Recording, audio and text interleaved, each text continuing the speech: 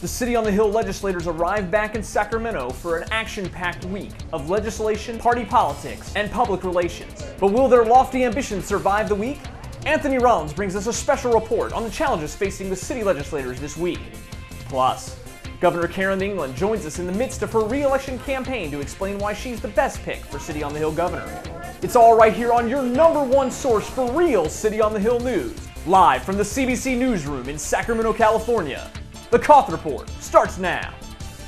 The enthusiasm and excitement are palpable here in Sacramento as the City California legislators return for another session. Hello everyone, I'm Joel Reedy, and you're watching the COTH Report for July 15th, 2014. Legislation is a difficult task. It requires compromise, working together, reaching across party lines, and most of all, staying true to one's own convictions. As Anthony Rollins reports tonight, this group of legislators may be better tasked than any before it to do just that. The process of legislation always seems cumbersome to the uninitiated, but this group of city legislators looks promising. A group of savvy alumni joined by enthusiastic freshman legislators offers the hope that City California residents have often looked for, a unified legislature that works together despite party differences. The difficulties found in the Legislative Assembly are manifold. Legislators must choose between personal convictions and party politics, staying loyal to those who elected them while voting their own values.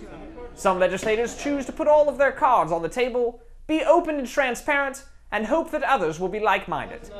Still others believe the best course of action is to hold one's cards close to the chest and only play their best hands when needed.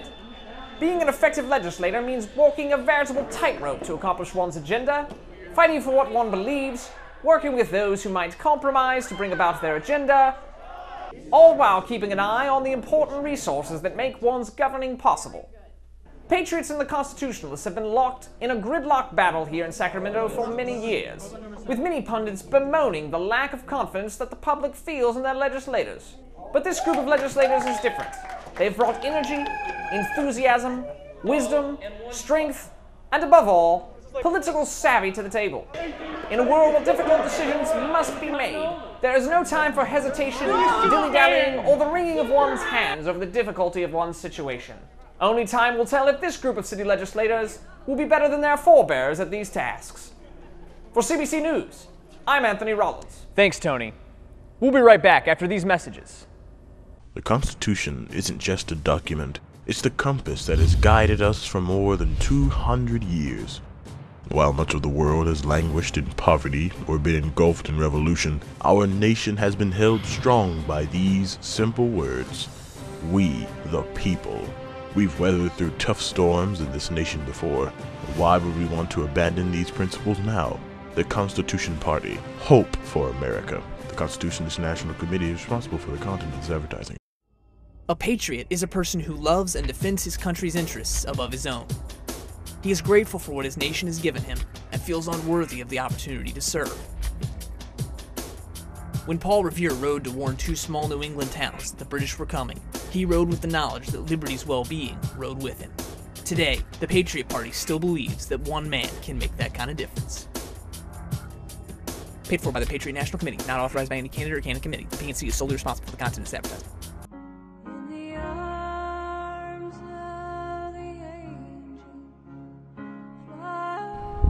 Will you be an angel and stand up for an animal in need? Countless cats, dogs, fish, and rodents go without legal representation every day. If you believe that every animal deserves the right to an attorney, contact the number on your screen and let your assembly person know that they should support AB 1520 and stand up for those who don't have a voice. Welcome back, everyone. Tonight, we're pleased to be joined by Governor of City California, Karen England. Governor England, thank you so much for joining us tonight. Oh, thanks for having me, Joel. Governor England, you're in the middle of a very heated re-election campaign as you're trying to run for yet another term as City on the Hill governor. What's the central theme of your campaign, and why do you believe that the voters of City California will re-elect you? Well, I'm very excited that I'm running for re-election for City on the Hill governor. We have brought such great change to City on the Hill. We have started to really advance with the times, doing things with new media and social media and Twitter. Those are all new things that 27 years ago, they were not around. I'm not so sure the governors would have had the forethought to advance the agenda on those things like I have. We've enhanced party rules and really teaching the children, oh, sorry guys, you're youth, teaching the youth how to maneuver and do strategery, use strategery as an asset in the political process. That power is not just about holding one specific leadership process, but there's power that can be spread out through the rules, different committees, you know, different ways that you can actually get involved and enjoy the game of City on the Hill. Governor England, what else do you expect will be different this week here at City California than has been true in past years? Well, first of all, the students will have to read the rules if they actually want to benefit from them. So if you don't read them, they're not going to benefit you, this change that we have brought forward to City on the Hill. However, those of you that want to read the rules and figure out how you can get elected to the executive board, or let's say something's not going your way or someone's acting unethically, there's a process in there for you to bring an ethics complaint. The rules are made in order for you as students to be able to... What do you expect to be the major difference that these party rules are going to bring to Sacramento? Do you think this is going to change the way that party politics happen in this town? Well, again, that is why I should be reelected to governor of City on the Hill.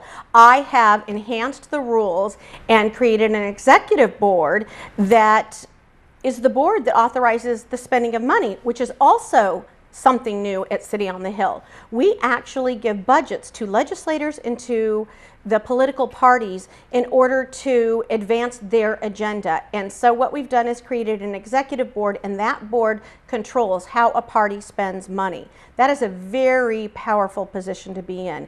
If you can't spend money on ads or on doing receptions to invite the governor to, you can't sway other legislators to come your way. And so that is a very important thing that I have done, and I am very proud of that accomplishment of my administration.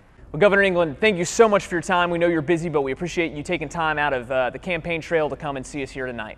Hey, thank you for having me, Joel. It's always a pleasure. Well, that's your news for July 15th, 2014. But join us tomorrow night as we take a look at the partisan politics that are heating up in Sacramento.